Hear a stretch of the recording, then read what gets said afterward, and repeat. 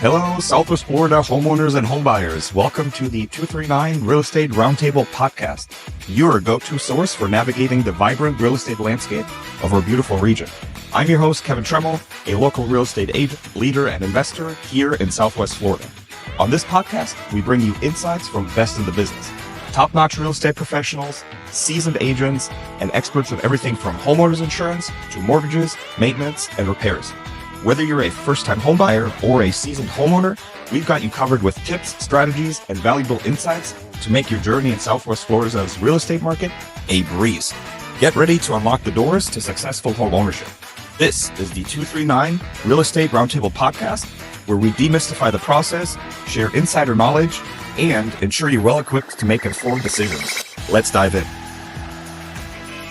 Hello, everybody. Welcome to another episode. Today we have Tatiana Lopez Gutierrez on the show. She is a top real estate agent for Keller Williams. She services all of Lee County. She's fluent in Spanish, and she is also a military relocation specialist. Welcome to the show, Tatiana. Hey, Kevin. Hi. Thank you for having me. Thank you for the opportunity of being here. Of course, thanks for making the time in your busy schedule. Tatiana, I think it'd be helpful first for our audience to kind of get to know you a little bit. So if you could just tell us a little bit, what's your real estate story? How did you get into real estate and why? Ooh, okay. My story is a little long, so I'm gonna make it short. Short We and have sweet. time. We have Okay, time. so I'm originally from Colombia. I am bilingual, Cali, Colombia. I'm bilingual. I have right now a 13-year-old. But then at the time when I started real estate in 2017, she was about, I believe she was like 7 years old, 8 years old.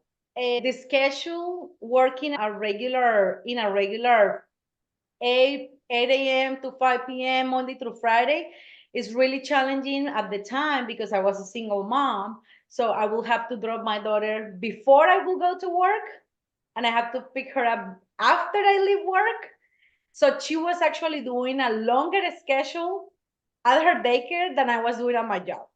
And it Wow. was heartbreaking for me. And then everything, asking for time off and she being sick and trying to find ways like asking my mom to come and get her and things like that.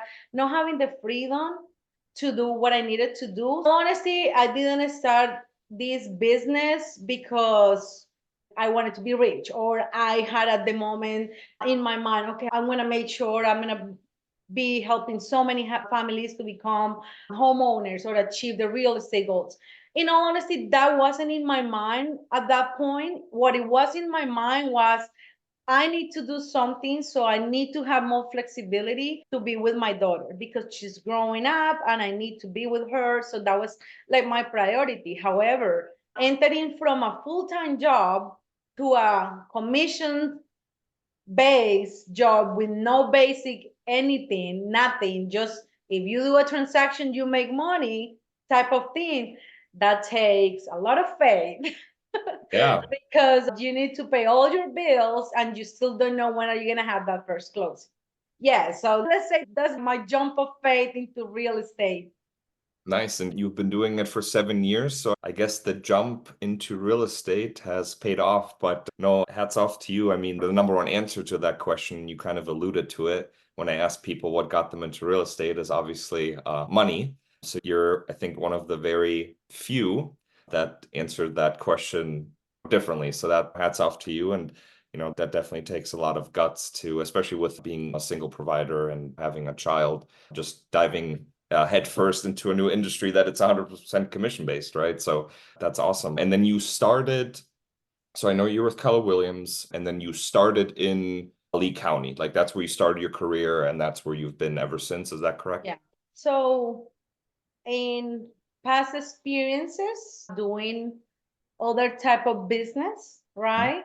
I have been in the country for 20 years here in Southwest Florida, and I am very familiarized with the entire area, north to south, east to west. And just because these other previous job experiences allow me also to be on the road so much that also helped me get to know the areas better. So when a family asks me, hey, where I can do this or where I can do that, I'm able to be a source of information for them, and give them a little bit extra information that they need.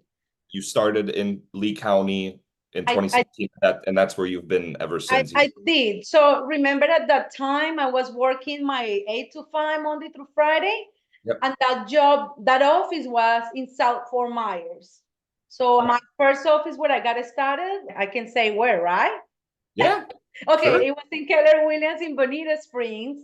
And Nice. then when I very, very shortly after I quit my full-time job, Mhm. then I moved to the Cape. So it was very hard for me to go 1 hour every single day to Bonita to get trainings and this and that. So I asked to be transferred to the Fort Myers office.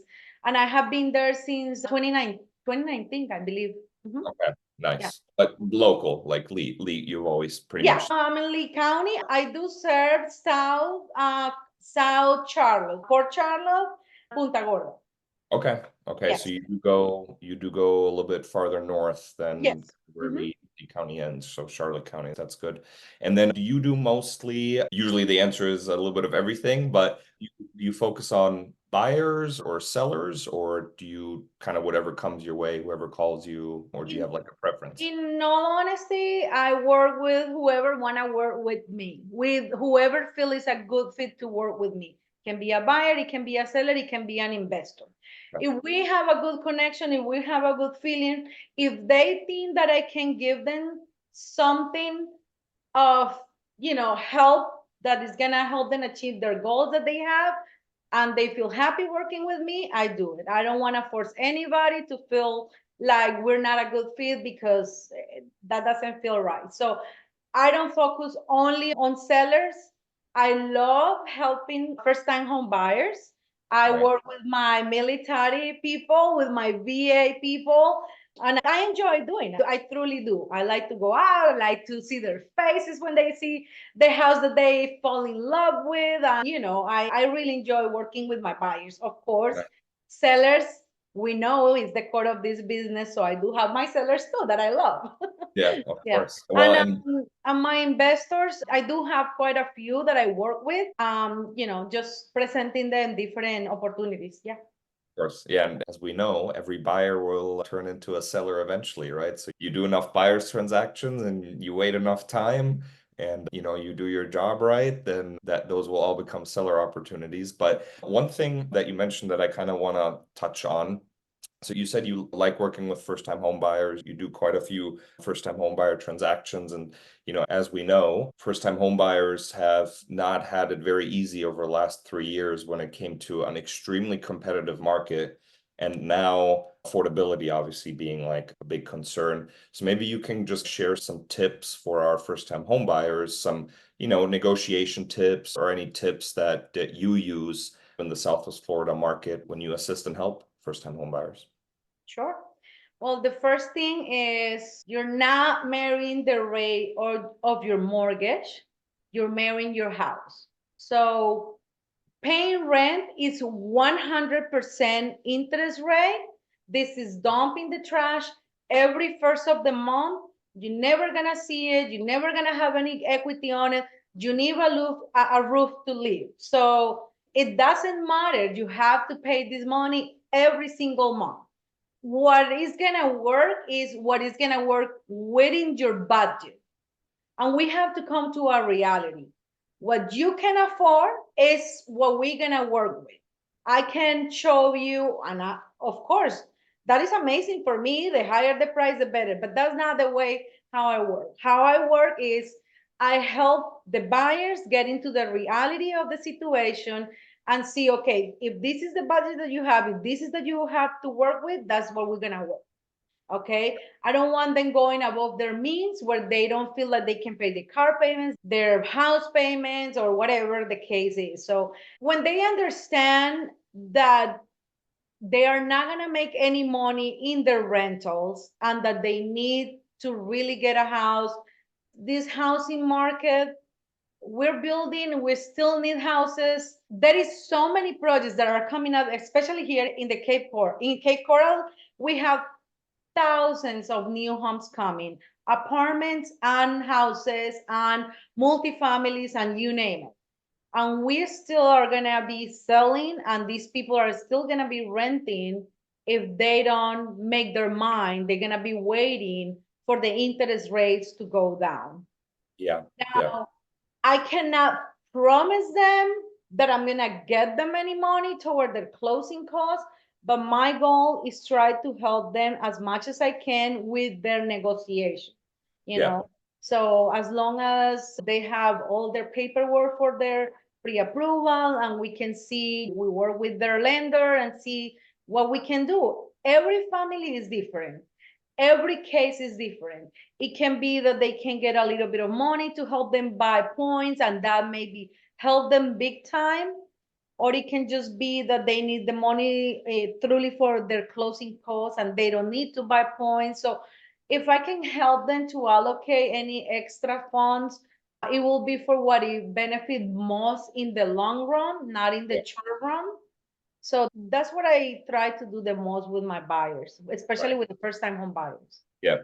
And a few things that I definitely think were very good to kind of reiterate for our audience. I use that actually a lot, the date the rate, marry the house, right? So that's definitely something to consider, that these rates, you're not, obviously nobody has a crystal ball what's going to happen, but you're not married, like you're not bound to this rate for the next 30 years, right? But what you obviously can never change, and what you obviously are married to in a way, is like the price of your home that you purchase it for, right? You can never go back in time and pay more or less. But, I think actually right now is a great time to buy, especially when you look at places like Cape Coral, the inventory, the months of supply were well within the sevens. We're probably a little bit lower in some certain pockets and zip codes, but we're definitely in a buyer's market, which we haven't seen over the last couple of years. So back to your point, sellers are a lot more willing, and I've seen this firsthand, sellers are a lot more willing to strike a deal, whether that may be taking money off the purchase price, or, which is usually more important for first-time home buyers, like you said, seller concessions, right? Closing costs, rates, that kind of stuff. Versus, if everybody waits until rates go down again, obviously the Then market's going to get flooded with buyers and it's going to be more competitive again. the And prices sellers, are gonna go back up yeah, again. exactly. Exactly. Like I get this asked a lot from friends and family and just, my sphere in general, like, hey, would you buy a house right now? And yeah, exactly. Yeah, I congrats. just did. Yeah. So my answer is always, yeah, right now is, is definitely a little bit of a dip in the market, definitely a buyer's market in a lot of areas in Southwest Florida. So there's some deals that can be had, and especially new construction, that there's also definitely some deals to be had there. They're giving great prices because they're bidding, and their material costs have adjusted, and they're giving great closing cost incentives. They're getting great rates. I mean, There some are of the great opportunity for buyers right now. Yeah, yeah. right. Yeah. Some of these rates I've seen from new construction, they're in the fives, right? I mean, normally you're in the sevens, low sevens if you're on the resale market. So I think it's a great time. I mean, will it ever be what it was 5 years ago, where you could get a home in South Cape for 250,000? Probably not, but it's better than what it was 2 years ago. So I definitely am with you on that. So speaking of the last 3 years and COVID times and materials and all that fun stuff and bidding wars, obviously our industry and our job also comes with challenges, right? So I would just like to hear from you. What are some challenges you faced in the 7 years that you've been in real estate in Southwest Florida? And, how do you think they've shaped your career? Well, I call those years, I call them the rainbow and unicorn years that we're never gonna see. Yeah. That's what I call them. They are like imaginary now, like I honestly, I don't think that's never gonna happen again. I don't know. I mean, I don't have a crystal ball, but definitely I'll say that the higher prices and the bidding war, that's brutal for the buyers. I Yeah. mean, I know and I understand that the interest rate were nothing, 2.5%, 3%, but those prices were crazy. I honestly, I appreciate more having this type of market that we have right now, our normal market. I'm telling my buyers right now when we're interviewing, our day on market right now, we're seeing about 120, 90 to 120 days on the market. That's what I've been telling my sellers now, because in honesty, that is what it is. And that is what it was, a healthy market before we have the craziness, unicorn and rainbow time that we're not gonna see again. Right. So everything helps. Everything helps learning with experience. A bidding war teach you how to sharpen your skills to negotiate better, how to use all the tools that are provided to us as realtors to ensure that we can lock the deals for our buyers or sellers better to help them negotiate the best deal. I really think all the changes not necessarily are bad. They just shape us into, having more experience Yeah. to help. If obviously we stay, some people just can't handle it and they just leave the market and they want to come back when it's easy again, when it's either another buyer's market or another seller's market, when they know that they blink and they get a listing, or they blink and they get a buyer. They don't want to stay in the tough times. Like how many agents entered this market 2 years ago when they saw that we were doing good, that we were negotiating, that we had 18 people at the door the next day when we put a sign on the door. Yeah. Everybody wanted to be a realtor, but let's see how many people want to be a realtor right now. Yeah. How many people are willing to walk the extra mile for the buyers and sellers, help them in the time when they needed the most, when they need all your skills to help them achieve their goals. Yeah, 100%. 2021, 2022, we always said if you could fog a mirror, you could sell a home in those times, right? But I liked one thing that you said, and this is one of the principles I kind of base my business off of. It's actually my listing presentation. The more challenges, the more experience you get, right? I mean, the goal in real estate, kind of what you said, it's an interesting and tough business at times, right? So the goal for clients, whether it be buyers or sellers or investors, is obviously not to eliminate every problem and every roadblock, because in real estate, it's really, it's not if, but when something arises, whether it be an inspection, whether it be something on the loan, whether it be a low offer. I think what it's really about is to have the experience after some time to effectively, overcome those roadblocks and challenges, not to eliminate them, right? Because they will come up. And if you have like this, vision of, oh my God, every transaction is going to be perfect and every transaction is going to close in 30 days without any hiccups, and there's never. You're wrong. Yeah, Like exactly. it's Right. 1 in 10 maybe that is smooth. Yeah. Yeah. And I think, have a little something. yeah. And I think what's super important, like in those situations, is to stay calm in front of your clients, right? Because that's what they hired you for, right? So if you're freaking out about a low appraisal or about, like a loan denial or whatever it may be, right? Like if you're freaking out about that, then your clients are really freaking out, right? So I think it's just about staying calm, having the experience, and obviously, like you said, the longer you are in this business and you're weathering not just the easy times, right? Where you, like you said, you put a sign in the yard and you got 12 offers 48 hours later, but these tougher times where, it is a buyer's market, there's quite a lot of inventory, rates are high, affordability is definitely a challenge for a lot of people. Those are the times that kind of shape you in your real estate career. So I definitely like that. But I want to shift gears a little bit. So you do a lot of relocation. So you're a certified military relocation specialist. So you work with a lot of people relocating to Southwest Florida. What advice would you give to someone that's new to the Southwest Florida real estate market? Florida is unique, especially after the hurricanes, when it comes to flood zones and inspections and hurricanes and well and septic. Some areas have wells, some areas have septic. Cape Coral, North Cape Coral with the assessments. I guess, generally, what advice do you have for someone that is not familiar with Southwest Florida? I'll say my advice will be to make sure that they do an educated decision before they say, oh, I don't want septic and well. Okay, why is the reason that you don't want septic and well? We been in Cape Coral for 50 years living on septic and well. Why is that reason? Why is that preventing you for buying this dream home that has everything that you want, but it's on septic and well? Is it worth it? We have to weigh it. So I just say we gotta make sure that we can educate them so they can do a good decision, that they don't let one house that is the house that check pretty much all the boxes, but one thing. I would say just information. I just had that conversation before I jump in this call with you. There is a lady coming from San Antonio, Texas, moving to the Cape. We were having that conversation actually. Oh, I don't want to be on septic. Well, that doesn't work for me. Okay, why that doesn't work for you? Let me learn a little bit more about that to see how I can help you and how I can guide you on that. Yeah. Then after I explained to her how everything worked, and then she was like, oh, okay, yeah, so that works for me. I'm like, okay, good. But it comes to what the needs and want of the families are, where they want to be located, geographically. It just depends. I mean, there is a lot of tips that we can tell them depending on what they are looking for. Yeah. No, I like it.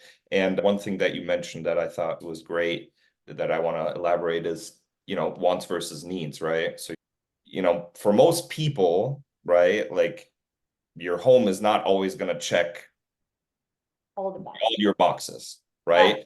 You got to figure out like what boxes are absolute needs, right? What do you need in your new home and what would be nice to haves, right? And we're gonna do our best to get you as many nice to haves as we can, but sometimes it's just not, and that's where we come in, right? I mean, I see a lot of agents spending months and months and months with buyers and trying to find like that unicorn that just doesn't, exist. And every weekend they're looking at 8, 9, 10 houses, and the buyers don't even remember what they saw 3 weeks ago. And sometimes you just gotta set the expectations and say, hey, that we're just not gonna be able to do that. I mean, I'm working with someone right now, first-time home buyer. They want a pool home in Fort Myers under 300,000, little bit newer built. And I'm like, hey, like there's nothing. Like in the last 20 years, if you go do an MLS search, last 20 years, pool home under 315, right? Because maybe there's some negotiation room. I mean, it's zero, right? There's nothing. And sometimes you just gotta say, hey, let's get into your first home, and once you have some equity in it, cash in and buy the pool home then, because we're not gonna find it right now. Like you said. Go ahead. I do that in my buyer's consultation, when I sit with them, when I explain them, because this is something that you gotta explain them multiple times during the process, not just on that first buyer consultation that you have, especially when you have people moving and you have two buyers. I gotta do like a conference with them, either over the phone, because I work with a lot of Hispanics and they don't usually like this. They don't usually like these video conferences. They don't like this much. They are like, let's go, let's go, let's go, but Yeah. Oh, yeah. No pre-approval. Hey, I saw this house on Zillow. Let's go. Yeah, they don't want to see it until, no, they just want to. So I have to like stop them a little bit and explain to them, we got to have a buyer's consultation, because I need to know how I'm going to be able to serve you, and you need to know if I'm going to be able to serve you the way you want me to help you. So during the process, even though we have the buyer consultation, we do the buyer consultation, I explain them what is going to happen during the entire process of buying. But then when we go step one, then I explain it again. Okay, and now remember when we talk about this on our first buyer consultation, this is that step, and so on. So they understand what the process is and facilitate for them every single step down the road. But in that buyer's consultation, I tell them, you have your needs, you have your wants, but we have something that is the negotiation of, if you have carpet, are you willing to install the floor? This is a negotiation that you and I are going to have, because if I find you the perfect house, but it has carpet, are you willing to give a little bit up on this, and you get it and then you change it? And then, so that's part of talking with your buyers, getting them into the reality of their budget, of what is existent in the inventory, what they can afford, where we can get the best negotiation for them. But then within their own needs and wants and must-haves, they need to have some room also to negotiate between themselves. The old carpet in the bedrooms conversation. Who has not had it in real estate, right? But no, you're absolutely right. And I think a lot of buyers get very hung up on cosmetics, right? Like, oh, the carpet or the countertops or this. And of course, all that stuff costs money to replace. Like, don't get me wrong. but I always do my best to make my clients see like the bigger picture and things that cannot easily be changed, right? A big one is always lanai, right? So we want a lanai. A lot of newer homes in Southwest Florida have just like, I mean, I'm sure you've seen it, just like a It's 3 by 5 foot like concrete pad, right? You're stepping out of your lanai and there's nothing above you. Obviously, that, you can't just extend the roof and build the lanai, right? So if Well, we're in you between actually home, can, but it costs money. well, yes, Yeah, but that's gonna be more yeah, pricey than a a flat than a roof carpet. and an extra lanai. Yeah, it's gonna Yeah, be yeah, a few $1,000, but you yeah, can, but yeah. yeah. And that's going to be more, yeah, and that's going to be Yeah. more expensive than replacing some tile in a Yes. carpeted bedroom. So if we're in a home that has not a lanai, but it has beautiful tile throughout, even in the bedrooms, and then we're in a home that has a lanai but carpet in the bedrooms, I always tell my buyers to go with the one that has the carpet in the bedrooms because that's an easy fix, right? It might not seem like that if you've never owned a home, but that's a pretty easy fix versus extending a roof line and like it's doable, but not, I don't think you'd want to do that. So Yeah. that's wants versus needs is definitely a great tip. And I know you also work with a lot of investors. And I like investing myself in real estate. I love it. And, anything real estate related. So I want to hear from you. And then after you answer, I'll tell you my hotspot. But let's say tomorrow someone calls you, hey, I want to buy an investment property cash. Where do you think is the hottest spot in Lee or Charlotte County right now to buy an investment property? One option only. Where are you telling them to buy? Okay, it will depend. Is it gonna be for a flip? Is it gonna be for a long-term rental? Is it gonna be for a short-term rental? Let's It's say gonna long term. depend on where they are looking to be. Yeah. Let's say long term. Good answer. Good question. Uh-huh. I would say let's say long term rental, right? Because I If feel like it's a that's long-term rental, Yep. I would say Lehigh Acres for a long-term rental. You get a lot of rental there. Usually taxes are a little bit cheaper. Usually home insurance is a little bit cheaper too. You get a lot less chances of flood. Hurricanes don't hit as much over there.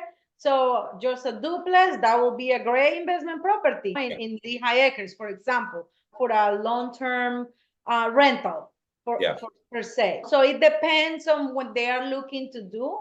of course. If they want a short-term rental, then maybe we're looking at a Cape Coral with a pool home. Maybe you want a golf access where you can rent it for $8,000 a month. Low season, high season, it depends. So Yeah. it just if we will focus on what the person want to do, and then we will take it from there. Or maybe Nice. I just have people that they just want to invest in lots. Yeah. They just buy a few lots here and there. They just keep them, and then down the road, maybe they want to build. Maybe they just want to keep them for a while. Mhm. Yeah. Awesome. Yeah, that and those are going to be pretty much my answers to short term. I would probably do like South Cape, pool home in South Cape. Depending what the budget is, you can be on a canal with Gulf access or not, but definitely pool home in South Cape. And then long term, I love Lehigh as well for long term tenants like annual rentals.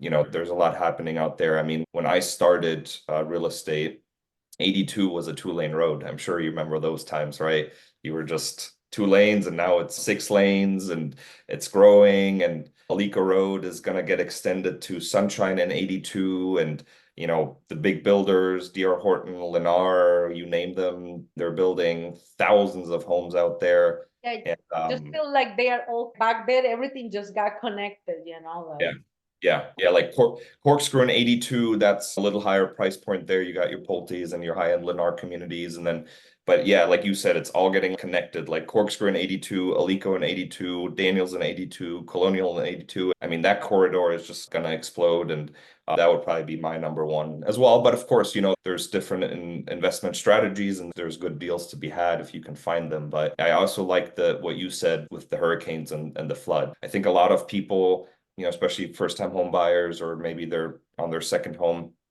all they care about is price, right? It's like, oh, $400,000 and $350,000. And, they don't like consider, well, what is an insurance going to cost me on a 20-year-old home versus on a new construction home, what is flood insurance and all this stuff going to cost me? So that's a good point to consider as well. Definitely, a $400,000 home in Lehigh is going to be less expensive on a monthly basis than a $400,000 home in South Cape because you got higher taxes and like all that fun stuff, right? So that's good. Well, good, Tatiana, to kind of wrap it up. Any final messages or words of advice that you would like to share with our listeners about buying or selling in Southwest Florida? Well, I just say it's always a good time to buy when the property that you are looking for is at the price that you need to buy. Like if you put your taxes, your home insurance, and all your numbers crunching together, and that budget fits what you are looking for, I say buy the home. Don't wait. I say it's never a good time to wait because what happened is maybe you wait for the interest rate to go down, but the market is going to get flooded with buyers. The prices are going to go back up. Yep. So buy now. If the numbers make sense for you, if you find the house that you like, buy now. You don't need to wait. That's Yeah, what and we'll say to the buyers. yeah, I like it. And one thing I think it's just really hard for the average or just for a buyer that's just buying a house, like not investing. It's just very hard to time the market, right? Like you said, rates are low, prices are high. Prices are high, rates are low. In a year, you might have different circumstances, late payment on your credit card, and you're done qualifying for a home, right? So it's just really hard to like time the market. And I think if you look at like long term, right, 5, 10, 15, 20 years, more often than not, real estate is going to be pretty safe when you look at like the historic data, right? Unless you bought at like the height of the market in '08, right? So I do agree with that advice. If you can afford it, don't stretch yourself, right? Definitely do not do that.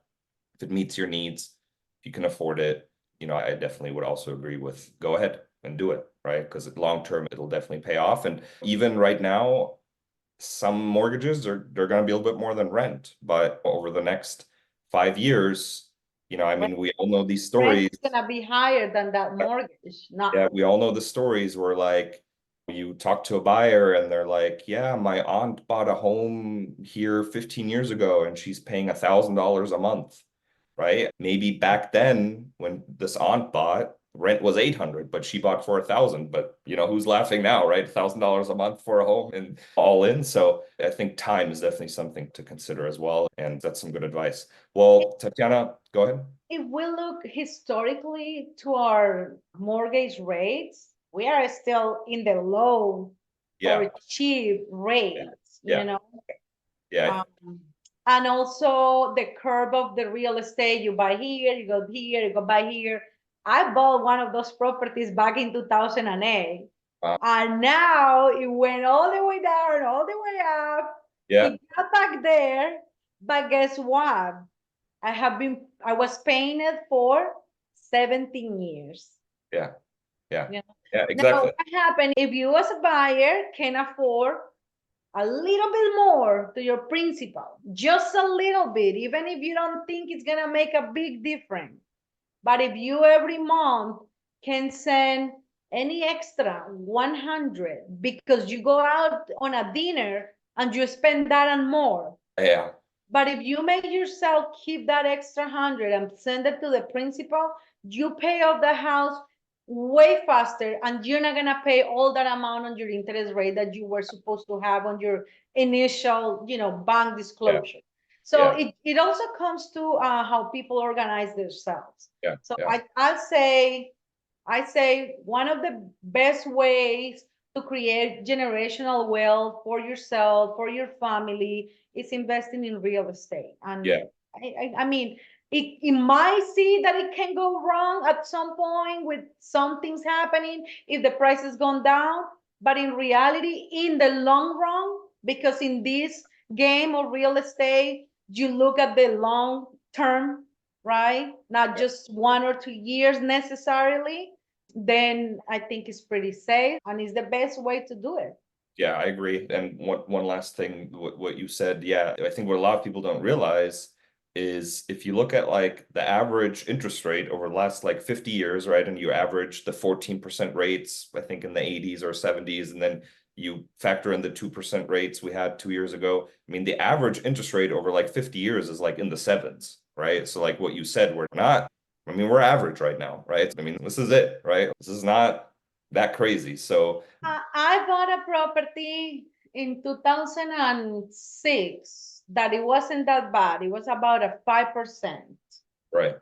And I believe in 2012, I bought a property at a 12% interest rate. Yeah. So, you know, Yeah. if the numbers work for you, they work. Yeah. And focus on what you can control, because you cannot control the interest rates and you can't control the market. So focus on what you can control, and does it meet your needs and can you afford it? Yeah, great advice. I know, I hope our audience got some valuable information out of this. I know I did. So Tatiana, I just want to thank you for your time again. No, thank you for having me. It was fun. It was fun. I was a little nervous. I was like, but hey, it was fun. Thank you. Awesome. And I hope people got something of value too. Yep. And if they have any questions, we are professionals here. Yeah, We can help them, we can guide them. Yeah, 100%. And if someone wants to reach out to you, Tatiana, how can they do so if you want to leave your contact information? And Sure. of course, we'll leave your social media linked to this, but how can someone reach out to you? My phone number, they can call or text me. My phone number is my personal and my business. I always have my phone. And it's 239-634-8754. 239-634-8754.